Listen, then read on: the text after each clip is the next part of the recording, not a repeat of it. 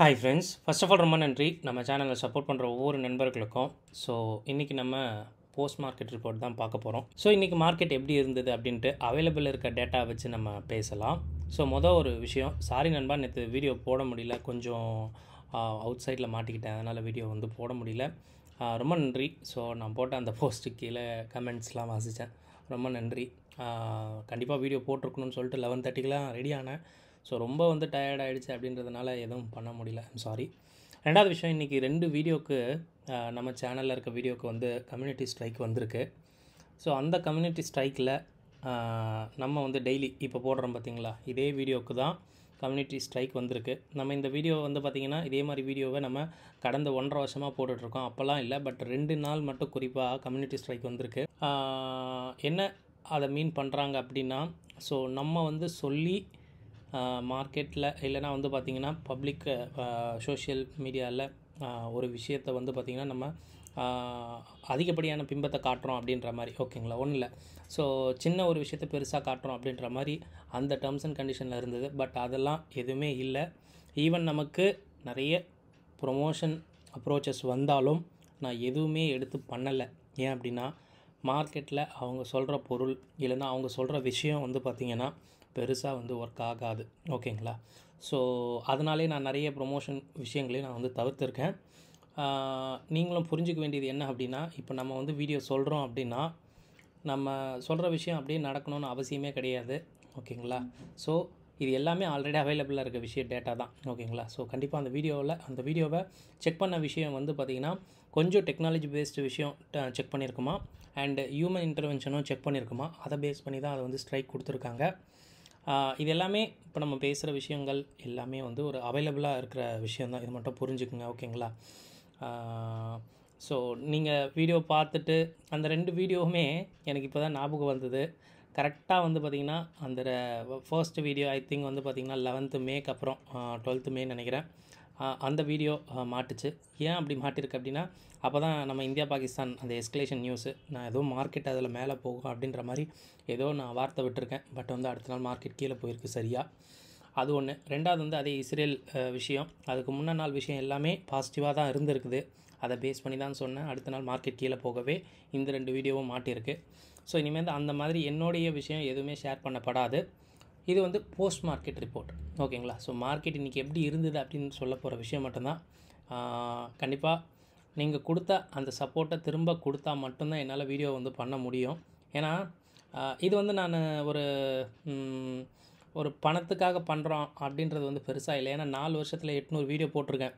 800 video இல்லாத strikes எதுக்குமே இல்லை, ஓகேங்களா? கண்டென்ட்டும் பார்த்திங்கன்னா புதுசாக இருக்கும். நான் என்ன ஃபீல் பண்ணுறேனோ அந்த கண்டென்ட்டை முறையாக கொடுக்கணும்னு நினச்சி தான் கொடுத்தேனே தவிர்த்து எந்த ஒரு தவறுதலாகவும் பெருசாக நான் பண்ணதில்லை. அதுதான். ஸோ உங்கள் சப்போர்ட் இருக்கும் அப்படின்னு சொல்லிட்டு தான் அகெயின் நான் பார்த்திங்கன்னா வீடியோவுமே போடுறேன். வீடியோ பிடிச்சிருந்தால் கண்டிப்பாக ஒரு லைக் ஒன்று பண்ணிடுங்க. அண்ட் ஃபர்ஸ்ட் டைம் நம்ம சேனல் இப்போ தான் பார்க்குறீங்கன்னா நம்ம சேனலையும் சப்ஸ்கிரைப் பண்ணிடுங்க. இன்றைக்கி மார்க்கெட் எப்படி இருந்தது அப்படின்றத பார்த்துடலாம். நேற்று மார்க்கெட் குளோபல் மார்க்கெட் பார்த்திங்கன்னா ஒரு 4 மணிக்கு மேலே யூஎஸ் ஃபியூச்சர்ஸ் எல்லாம், நம்ம டைம் 4 மணிக்கு மேலே யூஎஸ் ஃபியூச்சர்ஸ் எல்லாம் ஒரு மாதிரி நல்லாவே ரெக்கவர் ஆகிடுச்சு.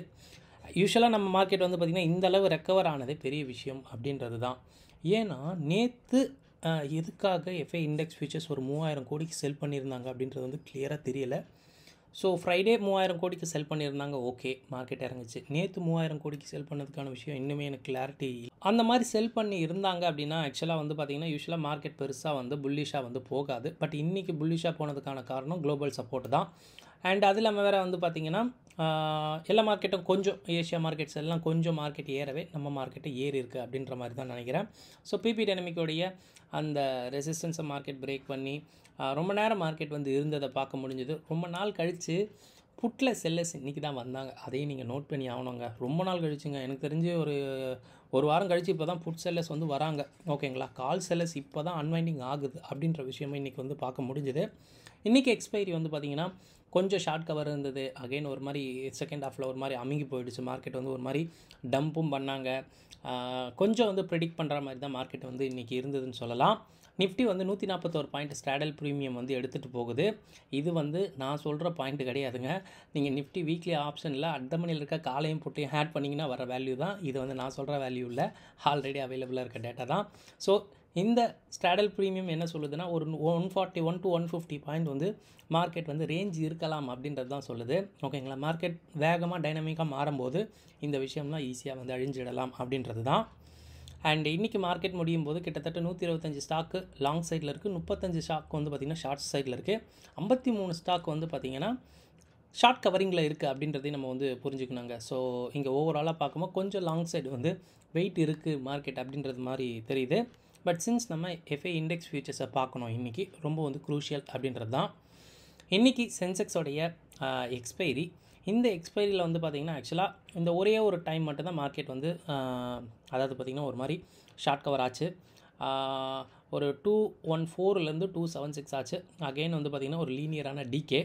பட் இதை நம்ம வந்து பார்த்திங்கன்னா எக்ஸ்பைரிக்காக நம்ம எடுத்துக்கிட்டோம் அப்படின்னா விளையாட்டு இப்படி இருக்கும். பட் நிஃப்டி பார்த்திங்கன்னா நல்ல ஒரு டிகே அப்படின்ற மாதிரி தான் சொல்லணுங்க. ஓகேவா, தென் நம்ம நிஃப்டியோடைய ஆப்ஷன் செயின் பார்த்தோம் அப்படின்னா 25,250 மூவ் ஆகிடுச்சு அட் த மணி. நியராக ஒரு 141 பாயிண்ட்ஸ்னு சொல்லும்போது மேலே ஒரு 150, கீழே ஒரு 150 பாயிண்ட் வரையும் இனிஷியல் லெவல் ரேஞ்ச் இருக்கலாம் பேஸ்ட் ஆன் ஸ்ட்ராடல் ப்ரீமியம். ஸோ இங்கே நம்ம ஸ்கியூவை பார்த்தோம் அப்படின்னா மேலே போனாலும் உதைக்குது. பட் கீழே வந்து பார்த்திங்கன்னா நெக்ஸ்ட் 150 பாயிண்ட்டுக்கு கொஞ்சம் கம்ஃபர்டபுளாக இருக்க மாதிரி தெரியுது. பட் இம்மீடியட்டாக மார்க்கெட் மேலே போகணும்னு நினச்சா மார்க்கெட் வந்து பயப்படுற மாதிரி இருக்குது. சின்ஸ் வந்து மார்க்கெட் பயம் வந்து பார்த்திங்கன்னா மேலே இருக்குது அப்படின்றதுனால ஏதாவது ஒரு ஸ்பார்க்கு அப்சைடில் கிடைக்கிற மாதிரி இருந்தால் அதை ஃபியூலாக எடுத்துக்கிட்டு மார்க்கெட் வந்து ஷார்ட் கவர் ஆகும் அப்படின்ற மாதிரி தான் இந்த ஆப்ஷன் செயின் டேட்டா வந்து சொல்லுதுங்க. அண்ட் எஸ்ஜிஎக்ஸ் நிஃப்டி இது வரைக்கும் ஒரு மாதிரி ஃப்ளாட்டாக தாங்க இருக்குது. ஸோ ரொம்ப வந்து பார்த்திங்கன்னா விஷயம் வந்து பெருசாக தெரிகிற மாதிரி இல்லை. இன்றைக்கி 6 மணிக்கு யூஎஸில் சிபிஐ டேட்டா இருக்குது அப்படின்றதுனால அதை கண்டிப்பாக ஃபோக்கஸ்டாக பார்க்கணும். ஏன்னா அங்கே விஷயங்கள் மார்க்கெட் மேபி வந்து ஒரு ட்ரிகர் பண்ணலாம் அப்படின்ற மாதிரி எனக்குமே தோணுது. எஃப்ஐ இண்டெக்ஸ் ஃபீச்சர்ஸ் இது நேற்று விஷயம். நேற்று 3,277 கோடிக்கு விற்றுருக்காங்க. இன்றைக்கி டேட்டாவை பாருங்கள். ஏன்னா இன்றைக்கி மார்க்கெட் பர்ஃபார்ம் பண்ண விதத்துக்கு கண்டிப்பாக க்ரீனில் இருக்கலாம். ஸோ கண்டிப்பாக க்ரீனில் இருக்கலாம். ஸோ நீங்கள் வெயிட் பண்ணியிருந்து இந்த டேட்டாவையும் ஒரு தடவை பார்த்துருங்க.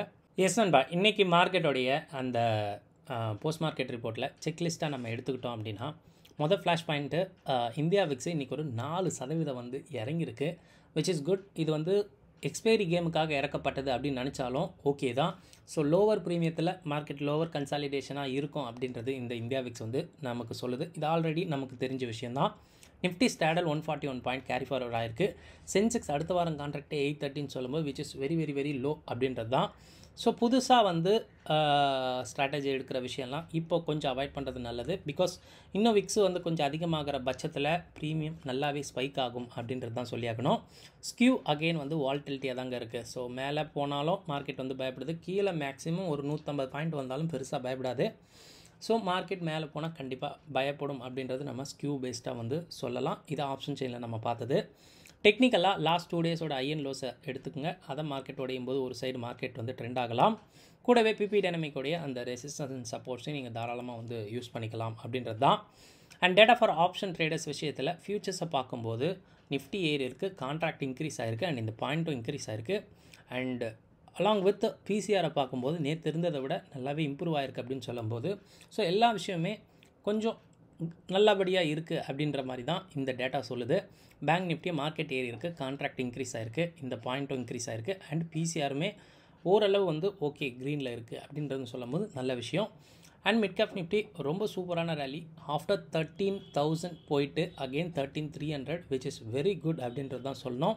மார்க்கெட் 1.5% நியராக ஏறி இருக்குது, கான்ட்ராக்ட் இன்க்ரீஸ் ஆகிருக்கு, இந்த பாயிண்ட் இன்க்ரீஸ் ஆகிருக்கு, அண்ட் மிட் கேப்போடைய அந்த பிசிஆருமே நல்ல லெவலில் வந்து இன்க்ரீஸ் ஆகிருக்கு அப்படின்றது தான் சொல்லணும். ஸோ டோட்டலாக ஃபியூச்சர் வெர்சஸ் அதாவது ஃபியூச்சர் விஷயங்களையும் ஆப்ஷன் பிசிஆரையும் பார்க்கும்போது மார்க்கெட்டில் ஒரு மாதிரி க்ரீன் சென்டிமெண்ட்டாக இருக்கிறது நீங்களே வந்து பார்க்குறீங்க. அண்ட் குளோபலாக பார்க்கும்போது யூஎஸ் ஃபியூச்சர்ஸ் ஒரு மாதிரி மிக்ஸ்டாக தான் இது வரைக்கும் இருக்குது. இன்றைக்கி 6 மணிக்குன்னு நினைக்கிறேன் சிபிஐ டேட்டா அங்கே வர இருக்குது அப்படின்றதுனால கண்டிப்பாக அங்கே மார்க்கெட்டில் ஒரு உந்துதல் இருக்கலாம் அப்படின்றது வந்து நியூஸில் வந்து சொல்லிக்கிட்டு இருக்காங்க. ஸோ டோட்டலாக இன்றைக்கி நம்ம பார்க்க வேண்டிய முக்கியமான விஷயங்கள் என்ன அப்படின்னா லோவர் விக்ஸ்ன்னு சொல்லப்படுற ஒரு விஷயம். மார்க்கெட்டில் வால்டிலிட்டி ரொம்ப ரொம்ப கம்மியாயிடுச்சு. இது எக்ஸ்பைரி கேமுக்காக இறக்கப்பட்டது அப்படின்னு சொன்னாலும் இன்றைக்கி இதுதான் வந்து பார்த்திங்கன்னா மார்க்கெட் வந்து ஒரு சைடு ஷார்ட் கவர் ஆகும்போது அந்த ப்ரீமியத்தை அப்படியே பிடிச்சி ட்ராக் பண்ணி டவுன் பண்ணுது அப்படின்ற மாதிரி சொல்லலாம். மார்க்கெட் ஏறும்போது ஒரு ஐவி வந்து கிராஷ் ஆகும், இன்னொரு ஐவி வந்து அதிகமாகும். அகெயின் அந்த சைட் செல் பண்ணும்போது மார்க்கெட் வந்து பார்த்திங்கன்னா அந்த ப்ரீமியத்தை அப்படியே வந்து எரோட் ஆகும். ஸோ 82,600 82,700லாம் ஒரு டைம் ஒரு 10:30 மணிக்கெலாம் நல்ல ஒரு ஷார்ட் கவரில் இருந்தது. பட் எண்ட் ஆஃப் ஈஓடி அதெல்லாம் வந்து 0 ஆகிடுச்சு அப்படின்னு தான் சொல்லியாகணும். ஸோ மேசிவான எஃப்ஐ இண்டெக்ஸ் ஃபியூச்சர்ஸ் இன்னும் மார்க்கெட்டில் இருக்குது அப்படின்ற மாதிரி பார்க்குறேன். நீங்களும் செக் பண்ணுங்கள் அந்த டேட்டாவை, உங்களுக்கு ஒரு ஐடியா கிடைக்கும். யூஎஸ் சிபிஐ டேட்டா வர இருக்குது. கண்டிப்பாக இது மார்க்கெட்டில் வந்து ஒரு தாக்கத்தை வந்து ஏற்படுத்தலாம் அப்படின்ற மாதிரி தான் தோணுது. ஸோ செக் பண்ணுங்கள். இது எல்லாமே ஆல்ரெடி மார்க்கெட்டில் எனக்கு நடந்த விஷயம்தான். இதில் எதுவுமே நானும் ஒரு மிகைப்படுத்தியும் கூறலை. என்னுடைய நம்ம சொன்னது கூட வந்து பார்த்திங்கன்னா இந்த டேட்டா கூட மேபி ஃபால்ஸாக கூட இருக்கலாம். நாளைக்கு மார்க்கெட் இதுக்கு ஆப்போசிட்டாக கூட போகலாம். ஓகேங்களா? உங்கள் ஓன் அனாலிசிஸ்க்கு அப்புறம் உங்கள் அனலிஸ்ட்டை நீங்கள் கேட்டுட்டு உங்கள் ட்ரேட்ஸை உங்கள் விஷயத்தை நீங்கள் பண்ணுங்கள். ஸோ இந்த வீடியோ உங்களுக்கு புரிஞ்சிருக்கும்னு நினைக்கிறேன். இந்த வீடியோ பார்த்ததுக்கு ரொம்ப நன்றி. தேங்க்யூ. ஜெய்ஹிந்த்.